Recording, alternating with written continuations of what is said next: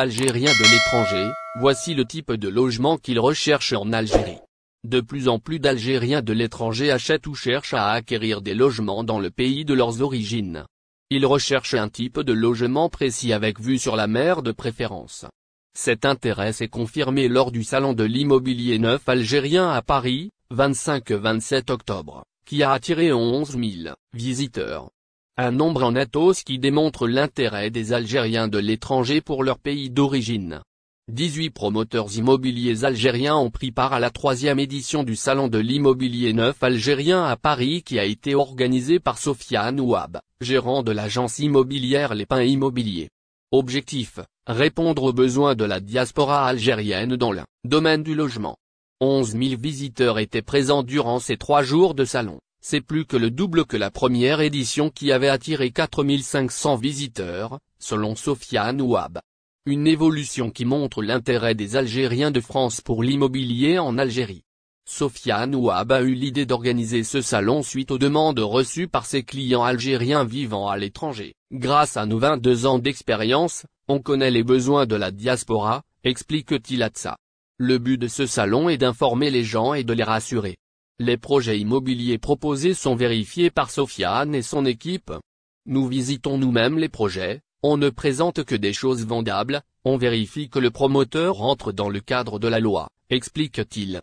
Selon lui, la plus grande préoccupation des Algériens de l'étranger est de se faire arnaquer. Ils attachent beaucoup d'importance à la fiabilité du promoteur immobilier, précise notre interlocuteur. Pour répondre aux précédentes demandes, les promoteurs immobiliers construisent dans de nouveaux endroits.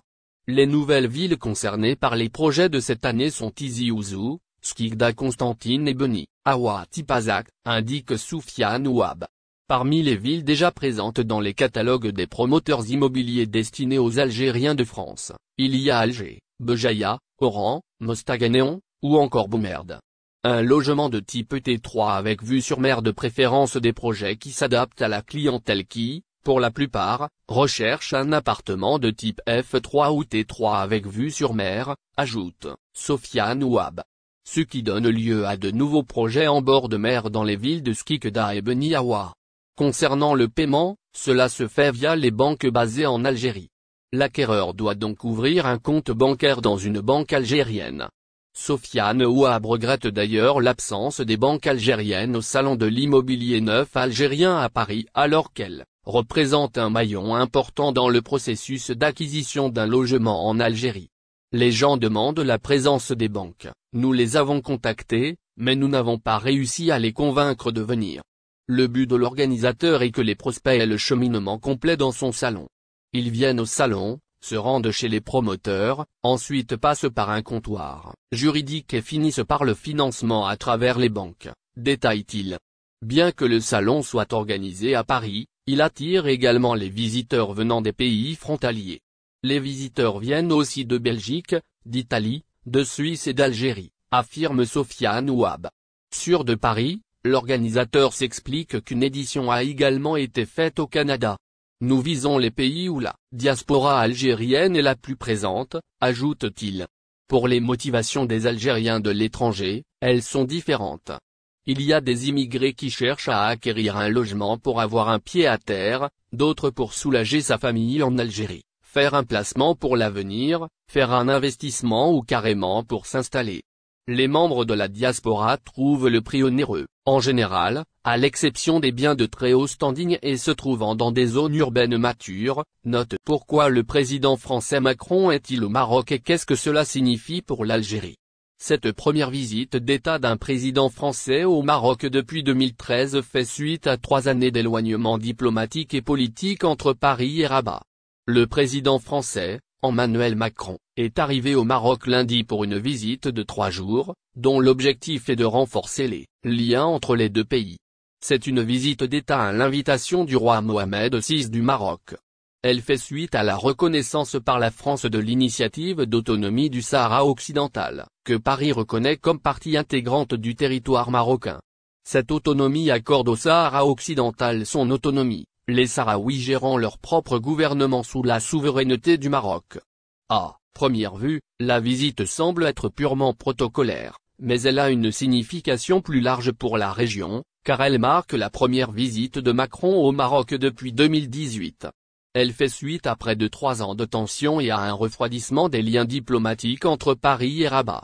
Les relations diplomatiques entre les deux pays ont fluctué ces dernières années, en particulier à la lumière de l'affaire dite Pegasus, un scandale de logiciels espions qui a éclaté à la suite d'enquêtes médiatiques au cours de l'été 2021.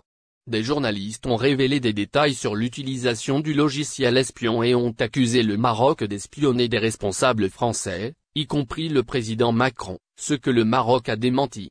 En septembre 2021, la France a renforcé ses restrictions en matière de visa pour les ressortissants marocains.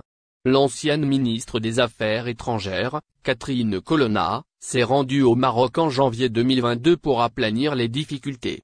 Toutefois, l'année dernière, les différends ont refait surface lorsque le Maroc a accusé la France d'être à l'origine de rapports européens critiquant la liberté de la presse au Maroc.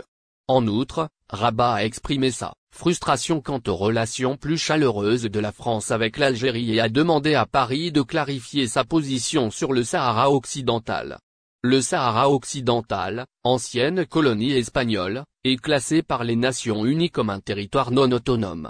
Mais le Maroc le revendique comme partie intégrante de son territoire, contrôlant environ 80% des terres et proposant une autonomie limitée sous la souveraineté marocaine.